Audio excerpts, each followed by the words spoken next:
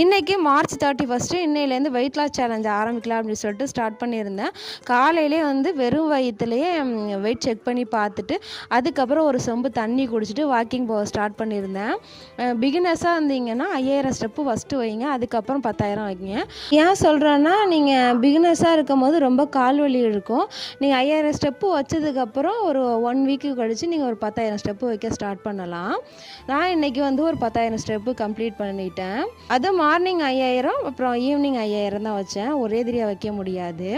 அதுக்கப்புறம் கருவேப்பிலை நல்லா கொதிக்க வச்சு அந்த தண்ணி தான் எடுத்துக்கிட்டேன். இது வந்து உடம்புக்கு ரொம்ப நல்லது. மார்னிங் பிரேக்ஃபாஸ்ட்டாக வந்து நான் ஓட்ஸ் தான் எடுத்துக்கிட்டேன்.